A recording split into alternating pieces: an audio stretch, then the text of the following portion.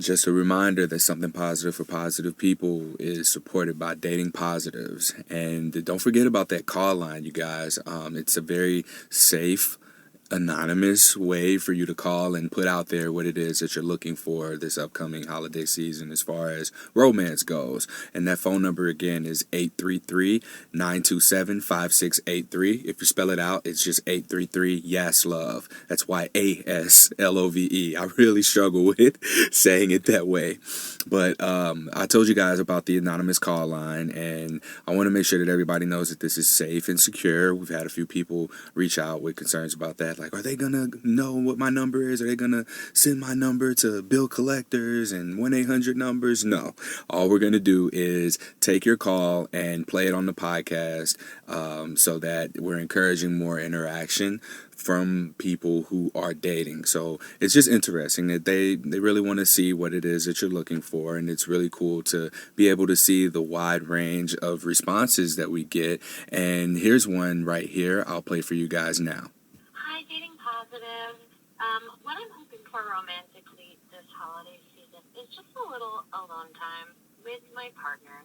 This will be maybe our fourth or fifth holiday season together. Well, we'll be splitting the holidays between our families, and it can get kind of hectic, and we spend hours traveling, and we spend all of our time shopping for gifts and going to holiday parties and planning all this stuff with friends, and it's all wonderful and great. But then even though we're together during it, we don't often get to really have any one-on-one time in the winter, which is when you need it the most, I think.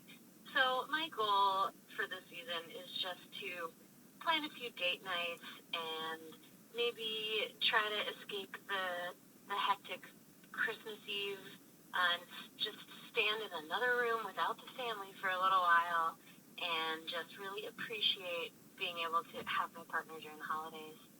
And yeah, that's what I'm looking for. So happy holidays, everybody. So as you can see, you don't need to be single and dating in order to have any romantic goals for the holiday season. You can be in a relationship as well. I'm in one, and I can relate to our previous caller in terms of wanting just some alone time with your partner. The holiday seasons are really busy, and being in a relationship, you're constantly dating. Please don't forget to date your significant other. So if you haven't called in yet just because you're in a relationship and you feel like this doesn't apply to you, or if you feel like you're afraid of someone finding out that you called in and you're concerned about them thinking that you may have herpes or an STI, please don't worry about that. This is just something that's fun, again, to just encourage involvement, and it also gives people ideas. Like, I hadn't even thought about spending more one-on-one time with my partner this holiday season until I heard this message. It's like, wow, we are doing a lot of family events, friend events. We got Friendsgiving coming up, Thanksgiving. By the time you hear this, will have already passed, but just there's not really much time set aside for intimacy with our current partner, so let's be sure to make time for that as well. And if you are dating and single, we still want to hear from you too. So again, that phone number is 833-YAS-LOVE. That's 833-927-5683. And just leave your voicemail response. And again, if you don't feel comfortable with that, you can also just direct message Dating Positives on Instagram or Twitter. It's just Dating Positives. All right, let's get into the podcast. Welcome to Something Positive for Positive People. I'm Courtney Brain. Something Positive for Positive People is a podcast featuring the experiences of those living with or affected by sexually transmitted infections. Today I'm with Dating Positive spokesperson Josh Robbins, who's from Nashville. He is the 2018 National Lesbian and Gay Journalists Association Excellence in Journalism Award recipient, the 2017 GLAAD Media Award nominee. He publishes I'mStillJosh.com, is an HIV activist, has been invited to the White House, not with the current administration, of course, and TEDx Nashville speaker. Josh, how are you today? Man, I am great. I'm so excited to be here talking to you. This is just like, this podcast is legendary, and I just am excited about this conversation. Man, I am too. I don't get a lot of guys on here, considering what the numbers are, but a lot of men just don't want to have this kind of a conversation. I understand that. I get it. It's not real bro, to talking about when things are messed up down below. I like the So, way you put that. That could be the yeah, title of this episode. It's not real, bro, to talk about when things get messed up down below. right. Pretty catchy. So I understand that. But, if you think about guys just in general about our health, I know that before my diagnosis, I didn't go to the doctor very much. So I wasn't like super connected to my health or to my sexual health even. And so it's kind of like the once removed thing. So it makes sense. Yeah, I can count off the top of my head. There have been 5 guys out of the 65 podcast episodes that have been on this podcast to talk about their STI status and living with their condition. So thank you for being a part of this, especially taking time away from all of the things that you have going on in order for us to have this conversation and help some people. Oh, yeah. No, thank you for what you're doing. You're saving lives, and it's really important. So kudos and hats off to you. Appreciate that. You've got a lot of accolades, as mentioned in the introduction. So first, let's talk about the TEDx talk in Nashville. What did you speak on? Wow, that was such a crazy opportunity. I don't know. Have you seen any? Have you watched like TEDx videos? I have. Well, so I was only like generally familiar with what they had going on, but I knew that as soon as I got asked that it was an honor, right? I was like, oh yeah, this is a big deal. So I immediately said yes, of course. What I spoke on was people using the power of social media to help them manage their and other people's chronic conditions.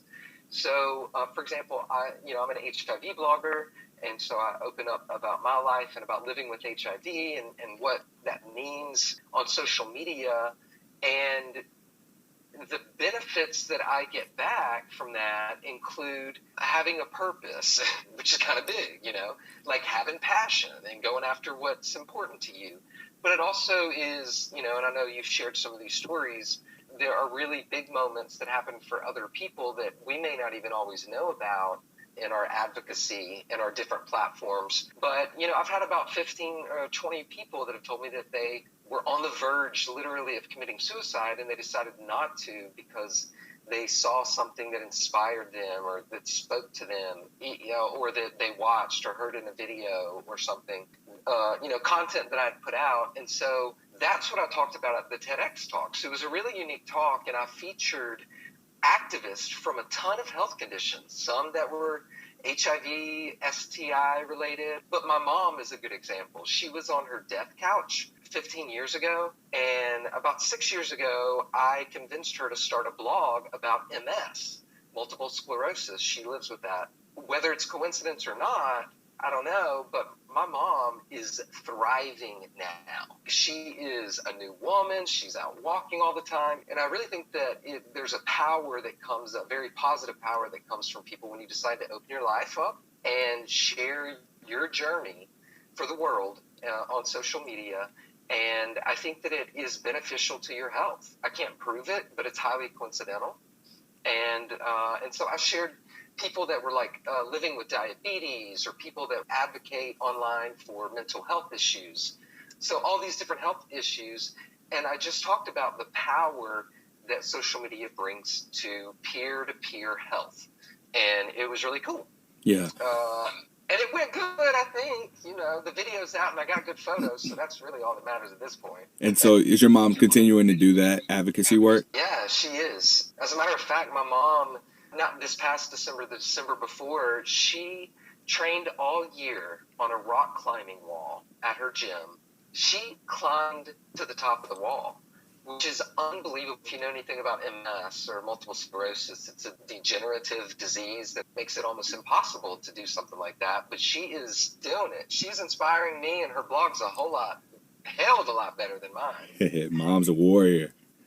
Yeah. It's apparent by now, but you're living with HIV. How long have you been diagnosed? What? I'm living with HIV? I'm just kidding. It's really funny when I go, every once in a while I'll go to like an AIDS service organization or HIV service organization, and I'll allow them to do an HIV test on me.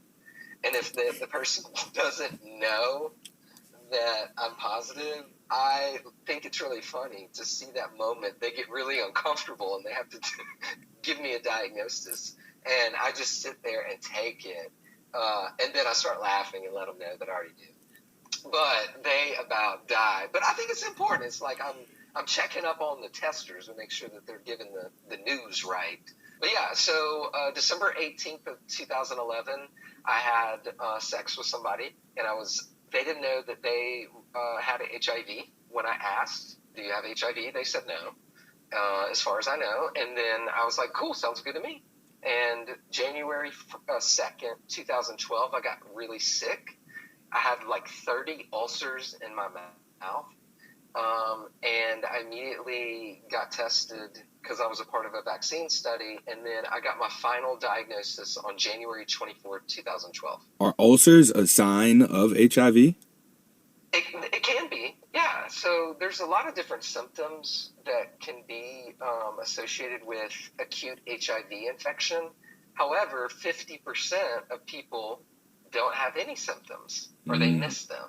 So there are no like deep telltale signs if you are infected. So the only way to know if you have HIV is to get tested often and regularly. That's the only way to get diagnosed so that you can then get on treatment and live a long, healthy life. Unfortunately for me, I had every symptom in the freaking book. What are some of them? Yeah, I was like a damn case study. I guess so. Let's see. I had a headache, like an ongoing headache that would not go away. A flu-like symptoms, so how you feel when you have the flu. For me, I had night sweats. I would wake up and my body would be completely wet, the bed damp from me sweating. And so that is a big symptom, and a lot of people have shared that with me. It was almost like I wet the bed. And I was like, man, what? And then, fatigue. Just being really, really tired, and it makes sense that your body is like killing itself, working overtime, trying to like figure out what's going on, and this is all happening pretty rapidly. So for me, that acute HIV infection lasted about 3 weeks, and it was hell for me. But there's other people that have been infected for years and have no idea. Between the time of exposure and beginning to show the symptoms, how much time passed?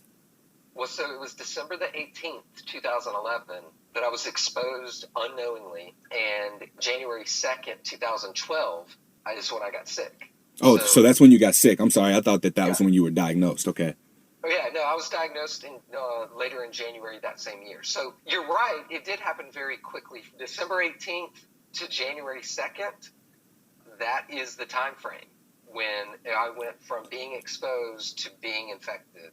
And then from January 2nd to January 24th is when I went through several HIV tests and confirmations. So I was diagnosed just over a month after exposure. How was your knowledge about HIV, STIs as a whole prior to exposure and your diagnosis?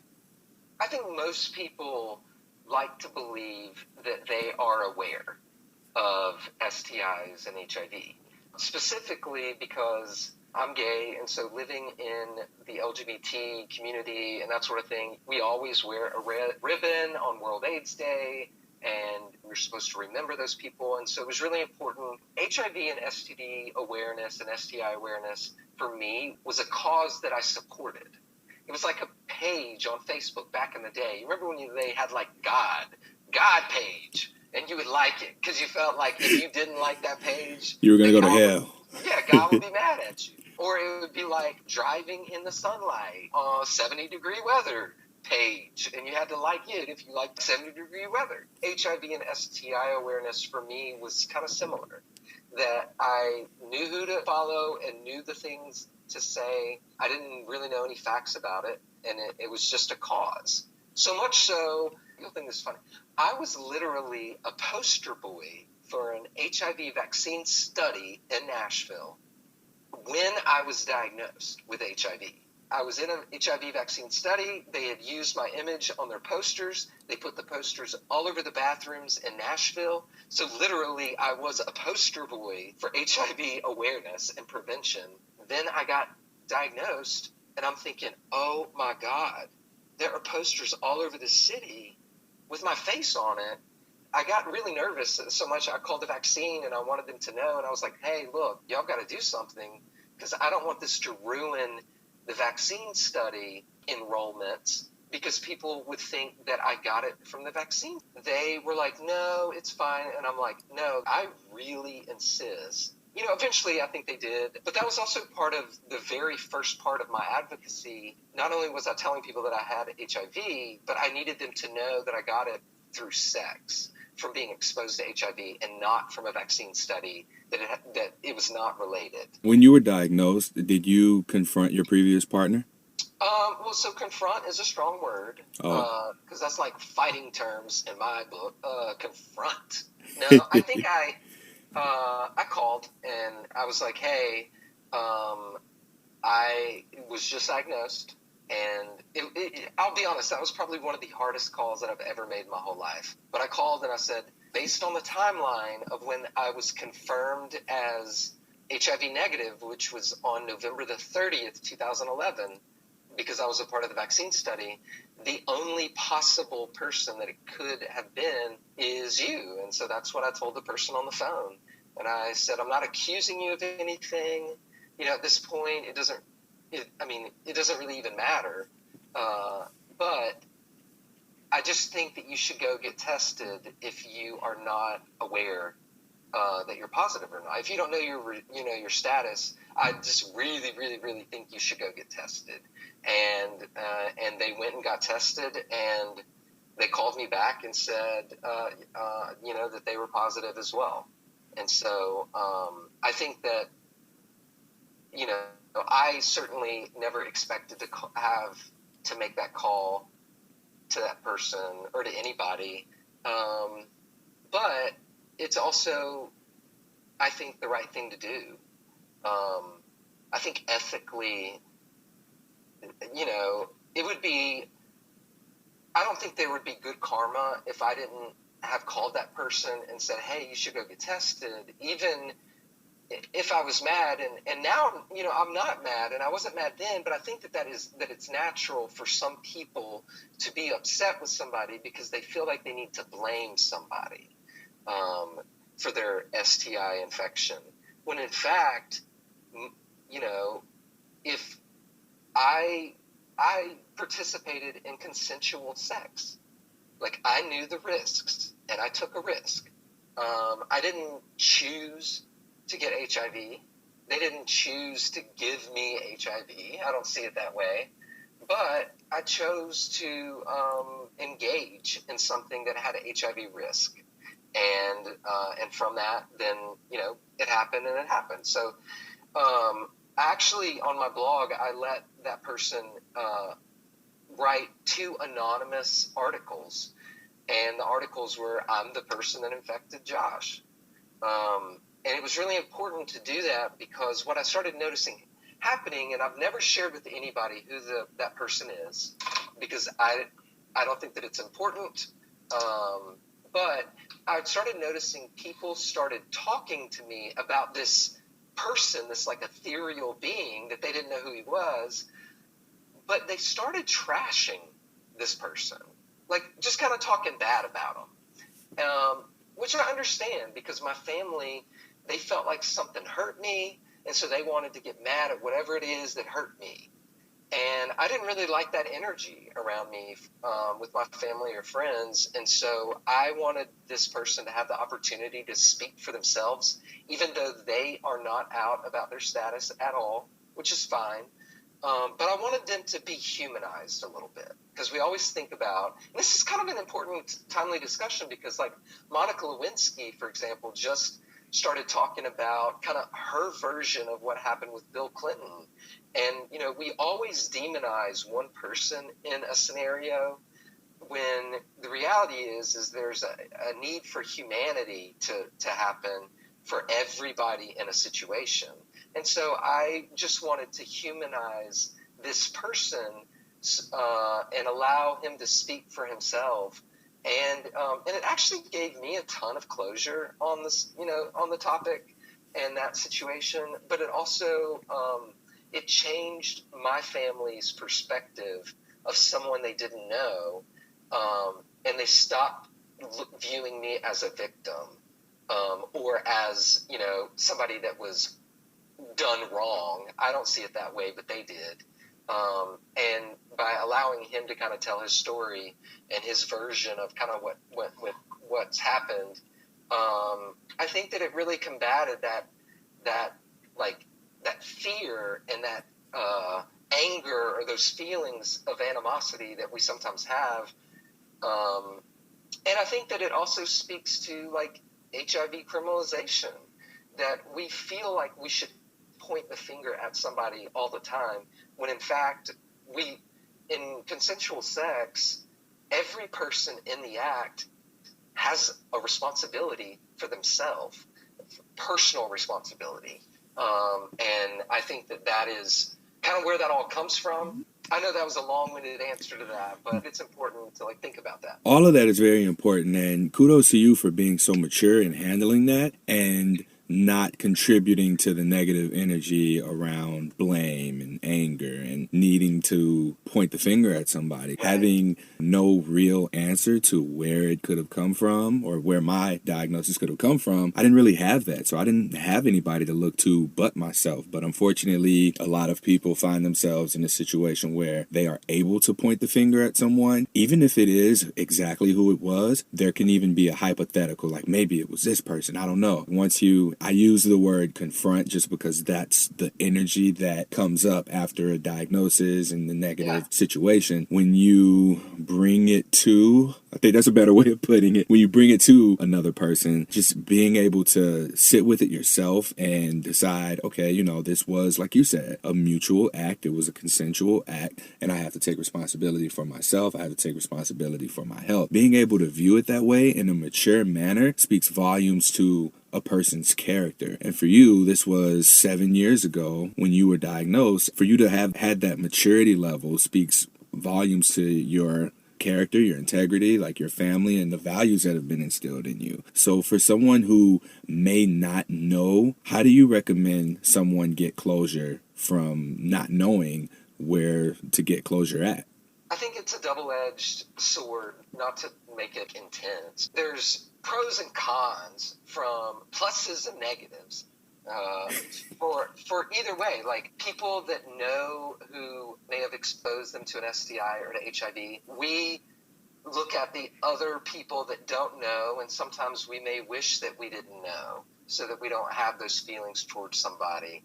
On the other hand, people that don't know are looking at us and going, you're so lucky that you know. And so I feel like that it's one of those situations where it really doesn't matter. If we are people that believe that we're going to move forward and that we're going to win and that we're going to live and that we're going to live well and healthy, we can't continue to look at the past.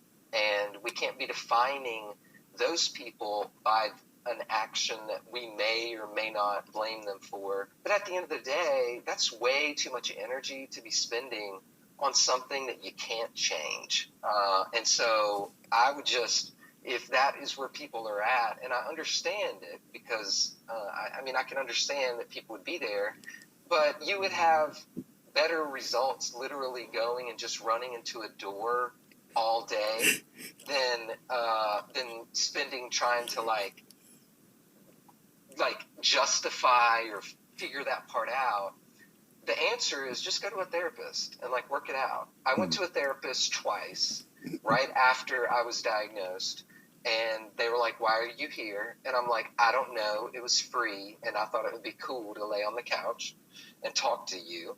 But I went in specifically because I wanted to be able to, I said, I want to make sure, I don't hate this person. I just want to make sure that I'm okay and that, I've worked through all of these feelings and all of that. And so that's the only reason I'm here. And once I figure out that I'm through with that, if I don't need you anymore, I ain't coming back. Therapists, I think they get a bad rap because, being shrinks or whatever. But at the end of the day, they also are taking notes. My girl was writing a book over there. So I'm like, what are you writing? And she said, well, what do you think I'm writing? I said, we ain't playing like that. These sessions are over, ho. Okay. Did you get her notes at the end so you can put it in a book? No, I don't even want to care. I don't even care. I don't even care because I worked through it. And I wasn't going to hold no animosity toward her either. Mm-hmm. But I think it's important for people to not be afraid to go to a therapist and work through any kind of feelings that you have. I mean, getting an STI diagnosis is a life-altering event. And it's not a positive or a negative milestone. It just is an event that is really important in your health, and your life will change.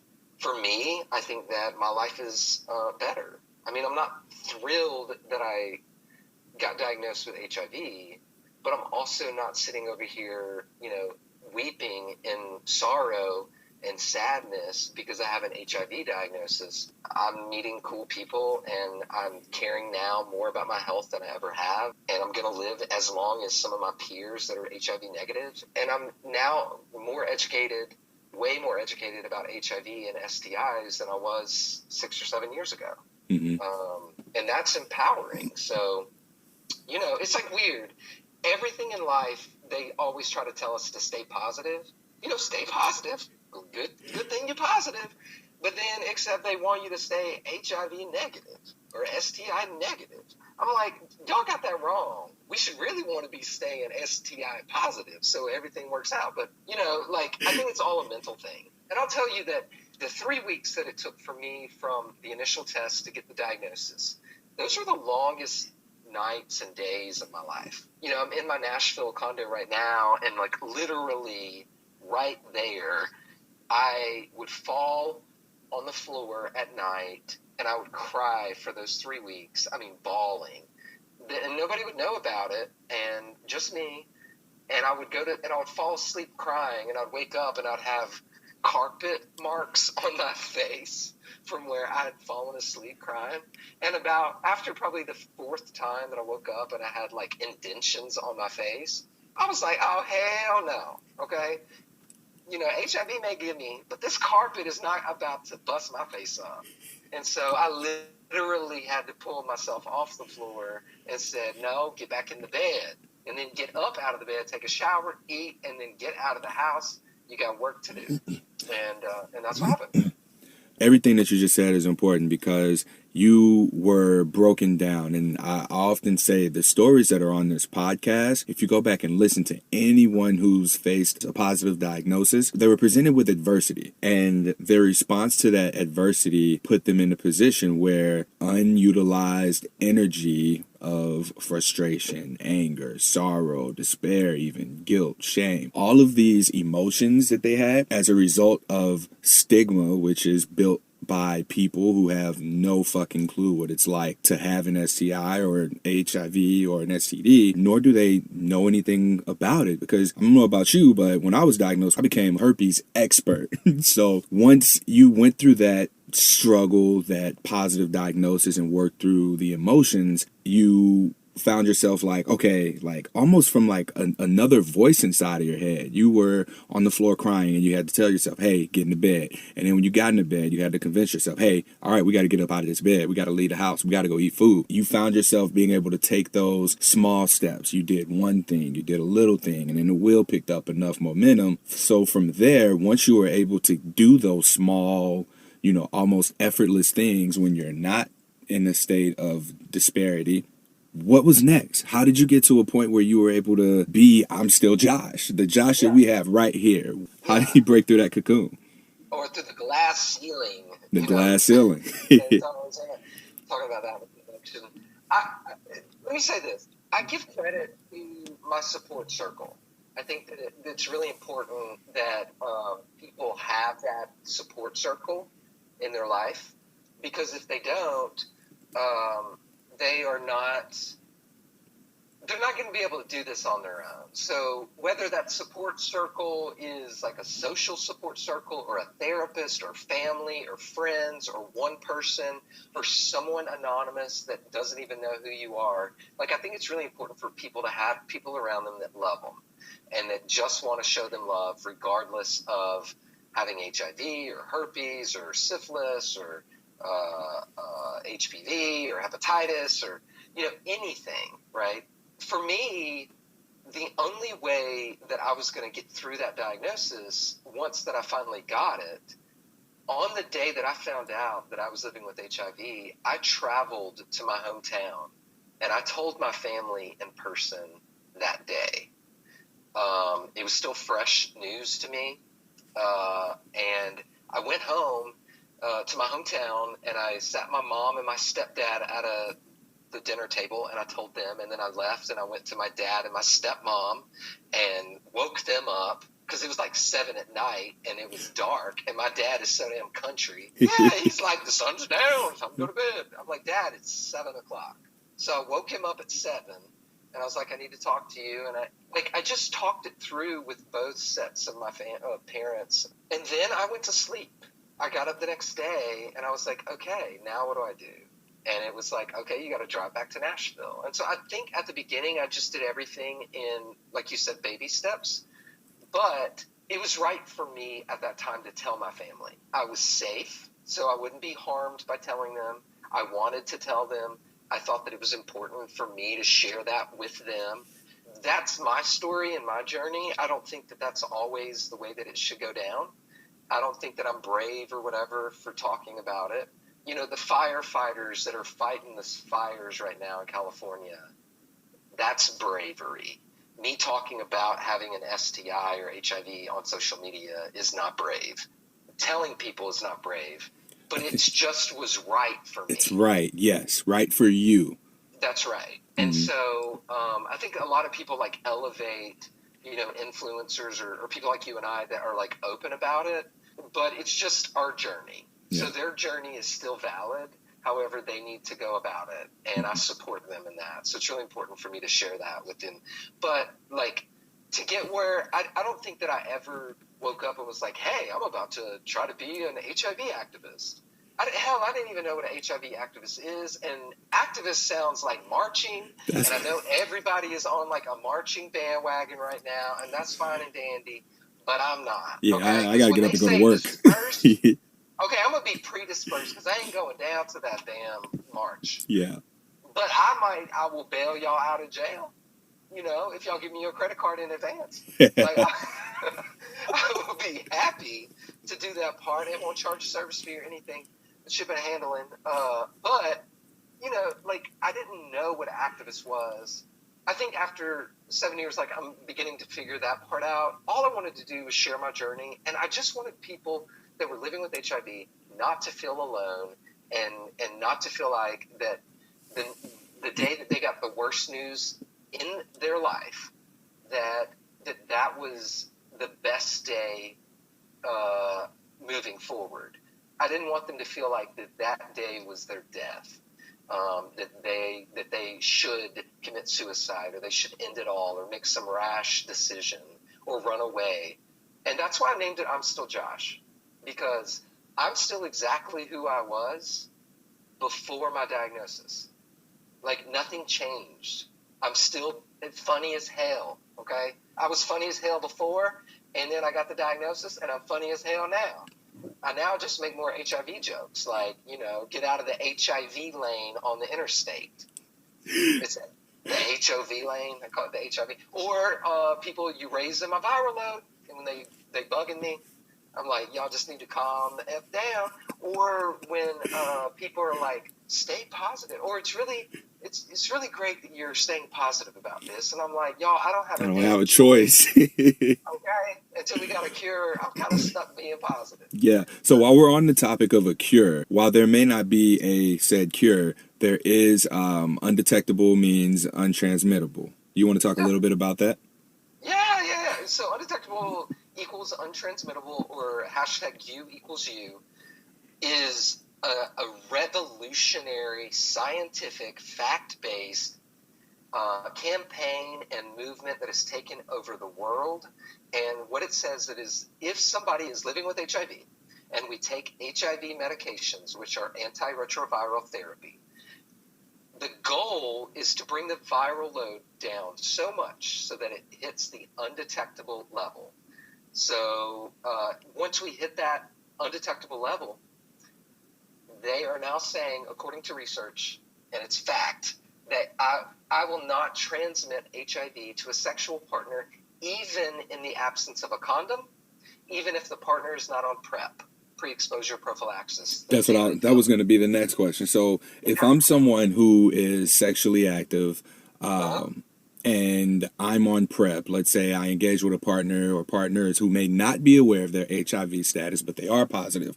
If Yep. I'm on PrEP, does that reduce the risk or does it eliminate the risk of me contracting HIV? So it almost eliminates the risk. Okay. Almost. Okay. So PrEP right now, the only version of PrEP that we have available is Truvada. So Truvada, Truvada. It's made by Gilead Sciences, a big pharmaceutical company. That's the only version now. Now, there's other clinical trials going on of other medications to use as PrEP, but they're not approved yet. So Truvada is the only one. It is, I think, like 99% effective. The only time that Truvada doesn't work, that PrEP doesn't work currently, is that if somebody has an HIV strain that has a resistance to the drug Truvada. Okay? So it makes sense. You can't, if somebody is resistant to the medicine that is supposed to prevent it, then it will break through that barrier. Yeah. And so that's been the couple times that people have called them PrEP failures. But in my opinion, that's really not a failure because it was never intended. Like Truvada is never intended to prevent HIV strain that is resistant to Truvada. Right. Like it's like a no-brainer. So it's like 99% effective. If someone is undetectable, though, that is 100% that there's zero risk. That's unbelievable. If you think about where we've come in the epidemic, I mean, it's truly unbelievable, and it speaks volumes to the drugs that we now have from the pharmaceutical companies that get a very bad rap from a lot of people. I don't know about you, but I'm friendly with the pharmaceutical industry because, one, they're keeping me alive, but number two, when they come out with a cure, I'm going to be like, hey, I need that. We friends. Remember me? Just, remember me. Pass that pill over here real quick. Let me have some of that.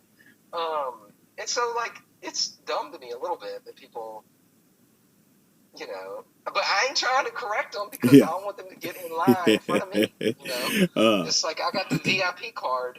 But, at the end of the day, I think that the tools are out there. So whether you want to use a condom or not, in regard to HIV prevention, whether you want to use a condom or not, whether you want to use other prevention methods, it's your choice. They're out there, and people that are living with HIV that are undetectable are not somebody you should fear.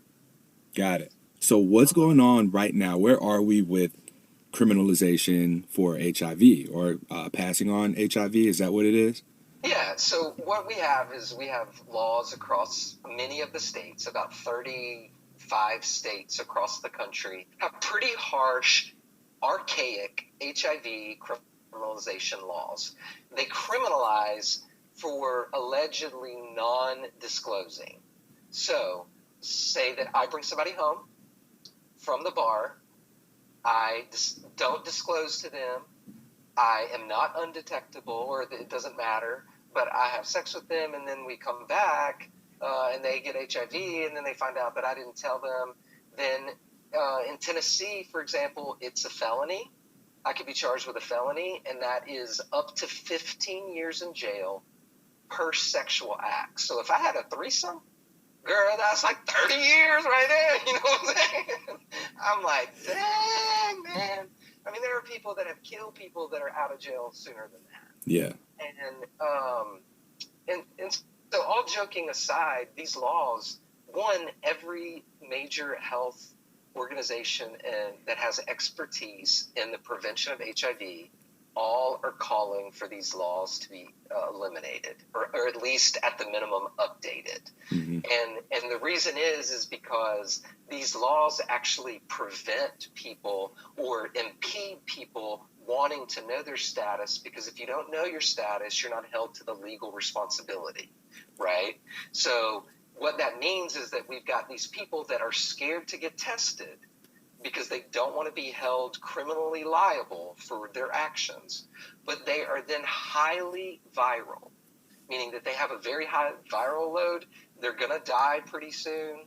They're infecting people, and it's all because of this statute and these laws that have been made out to, demonize people that are living with HIV. I just told you that if somebody's undetectable, that I can't transmit it. Yeah, So but they can only be undetectable if they know their status. So that's right, and you're on medicine and all of that. But if I have sex with somebody today and I don't disclose my status, are they going to get exposed to HIV? No, I'm undetectable. There is zero risk, period. That is like a full stop.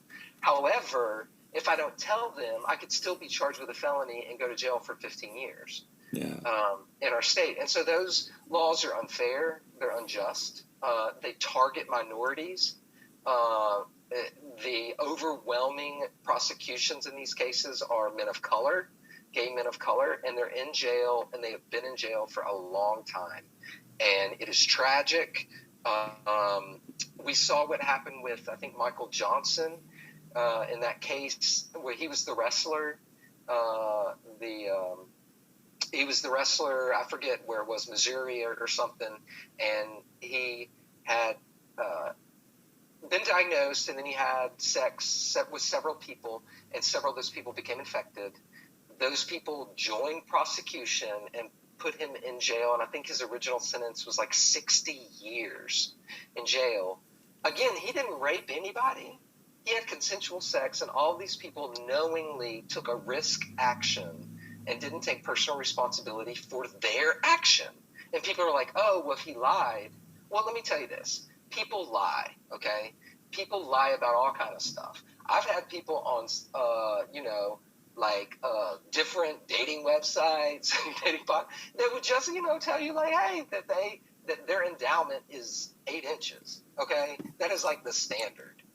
It's like when you're on the interstate and you're driving and you go the speed limit and you about get run over because everybody else is going 20 or 25 miles over the speed limit. So you're like, well, damn, let me do it too. That's kind of what's happened on some of these websites and apps when people talk about their endowment, because the standard is not 8 inches, okay, y'all? I'm going to tell y'all right now. I've been with a few folks. That is not the standard. However, because the standard has moved to 8 inches, even if it's not that, then everyone feels like that's the starting point. So now we got people online talking about 11 and a half, 13, I'm like, come on now. oh, Now, they may or may not, but I'm just saying the standard has been moved from whatever it is to 8, okay? Well, I feel like that, the standard has moved with people with criminalization to point the finger at the positive people all the time. Let me ask you this. How can I prove legally that I disclosed to somebody? you don't. The only thing you can prove is in a text message. Like that would be the closest thing where I'm like, hey, you asshole, you gave me an STI. Like, oh, I mean, I'm sorry. I wanted to tell you, but I couldn't. And that's like all you have. Right. Or so say that I bring somebody home from the bar. What am I going to pull out a 5-page contract for them right before we do? Well, then I'm also held to the liability that if I make somebody sign a contract, what was their state of mind? Did we have a witness? Were they drunk? Because if they're drunk, then that responsibility is on me to have known that and to understand. I'm like, y'all have got to be kidding me. Yeah. There is no standard across the country. There's way too much gray area. And so much so that if somebody just claims that I had sex with them, even if I didn't, the police come to my door, they're going to knock on my door, they're going to arrest me, they're going to book me under the charge of non-disclosure. My photo, my name, in every newspaper in the city will say HIV positive Josh Robbins charged with not disclosing HIV status. Okay. What if I didn't have sex with this person? There's no way that I can prove that I disclosed to somebody I didn't have sex with. Mm-hmm. It's impossible. But the burden of proof across these states is on the positive person. And let me tell you, that is not a court case that I want to be in, because regardless, even if I'm not lying, if I did disclose, if they're lying, or if I don't even know them, I'm going to be in the courtroom and there's going to be there's going to be a jury of 12 people or whatever looking at a person that's crying, pointing their finger at me. the HIV positive person, and they're going to say guilty as charged. And I'm not making this up and not dramatizing it. In California, they had a 100% conviction rate of people that were charged with non-disclosure like 2 years ago. 100%. There's You can't no prove way that. You cannot prove that. You can't, but there's no way that there had to be at least one or two people, right? Mm-hmm. That should have got off or not convicted. No, they had 100% conviction rate for these charges. And so it just tells me that these laws are really fucked up. Yeah. And so, public health officials are against them. Advocates are against them. I think it's unconstitutional.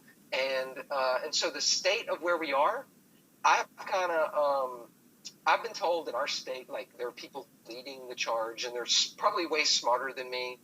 They're moving at snail's pace, okay?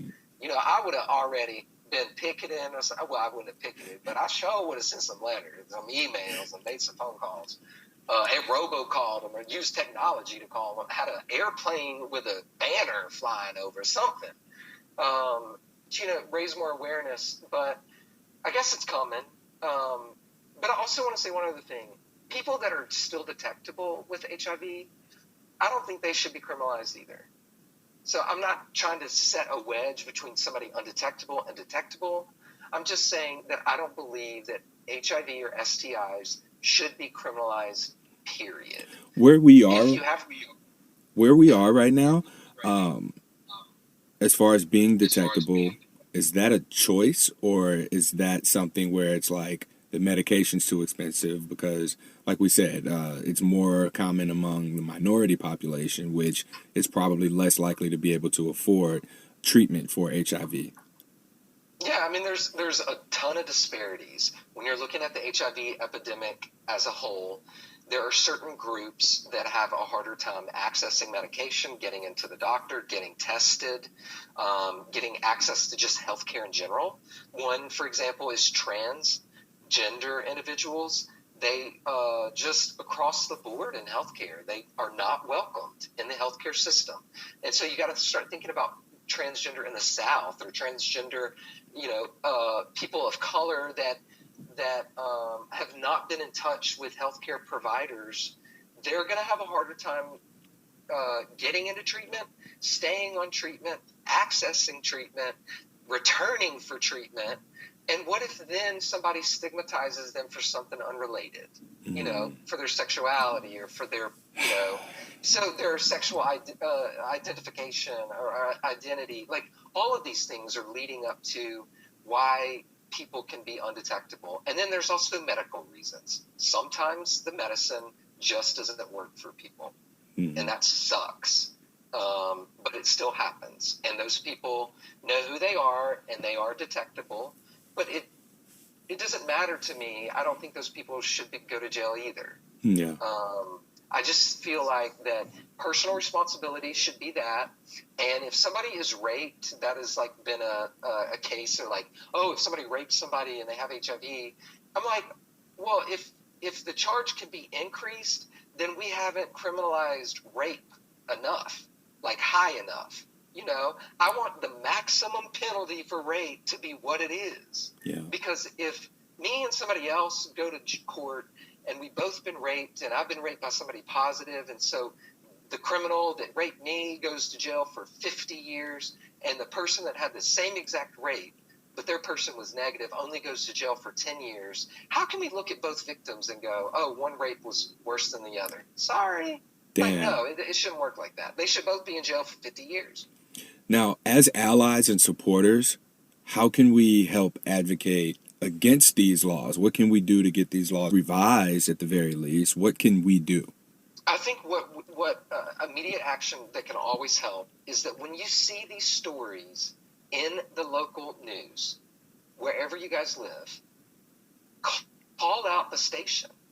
There should be no reason that my name, my photo, and HIV should be disclosed to the world from a charge when I haven't been convicted. What's interesting is in all of those cases, they always decide not to report the name of the alleged victim. Well, if the person's lying, then they also get this anonymity. They enjoy that. They're lying. They ruin my reputation or our reputation. And then when I'm not convicted, they walk away and nobody even knows. Nothing happens to them. Yeah. And so I have a real problem with the media. Specifically, like they believe they have a right and a duty to inform. What is the purpose besides ruining somebody's life? I think what allies can do is speak out against it. When you see a story that leads with HIV positive preacher, HIV positive, blah, blah, blah, call the story out and look at it from a lens that is, as it should be looked, what if the person is innocent?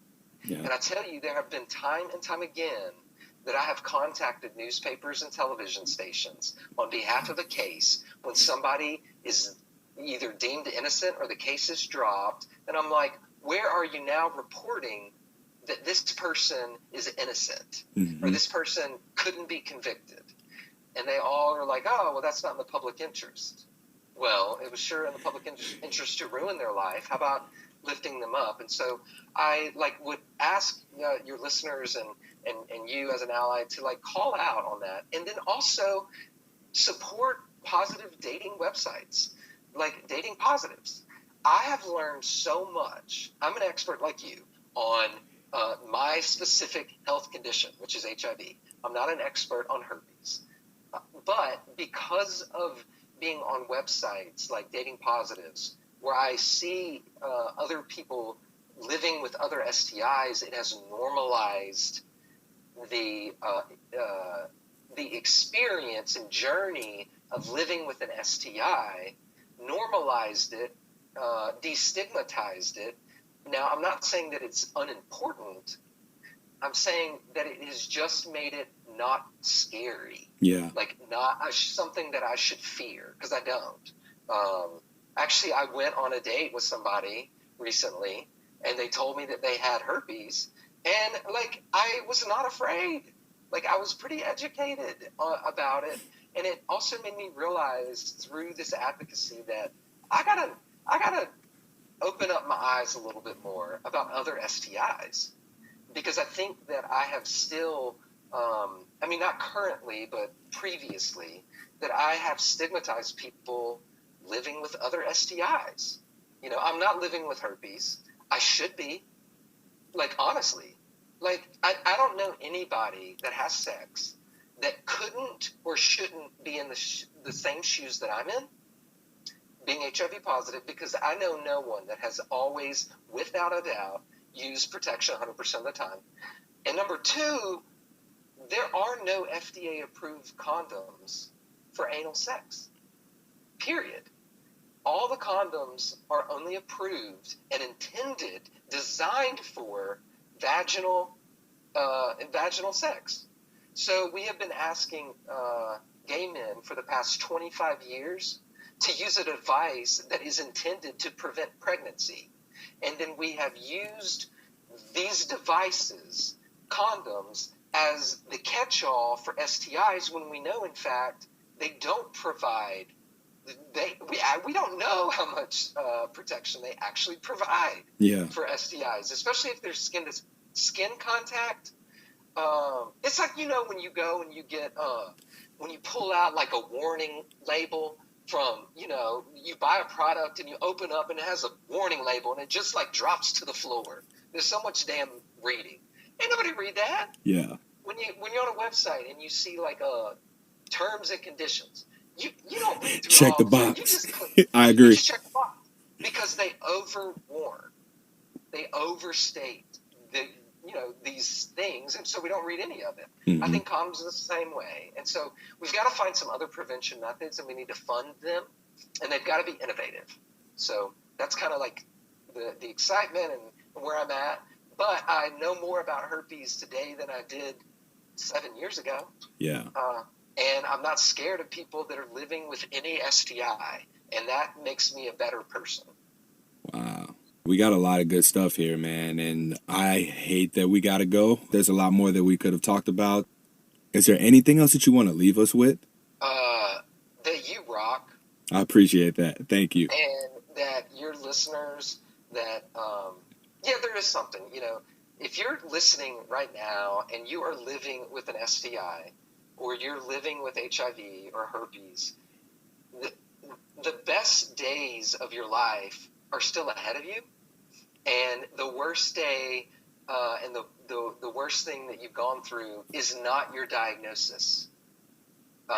It is actually just a part of life for you. It's a part of your journey. It's not a negative or a positive, regardless of that.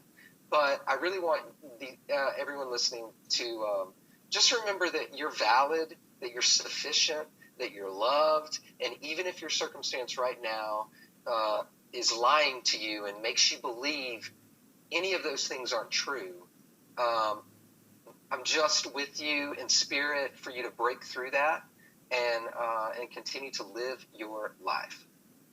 Appreciate that. Now, how can people find you? They can go to any relevant social media platform and just look up I'm Still Josh. And I'll be right there probably with a corny GIF or video or sticking my tongue out with a backwards hat or hanging with a cow or something. I don't know. Chicken. I'm so damn country. Oh, man. All right, Josh, man. Well, I appreciate your time, and thank you for joining us. Oh, that's okay. I got to go. I'm so busy right now. Anyway, I got to go. Just so busy. Okay? You're breaking up. This concludes this episode of Something Positive for Positive People with Josh Robbins. I can be found on Instagram, Twitter, Tumblr, Reddit, at HOnMyChest. Stay tuned for updates on upcoming episodes. And as I mentioned before, this podcast is now a weekly podcast. And that's all thanks to you guys for rating, reviewing, and sharing this podcast and growing it to the point where it is now. Put in the extra time to get these things edited and uploaded at a regular frequency because it is helping to destigmatize STIs. And like I said, that is all as a result of your efforts. Till next time, stay positive.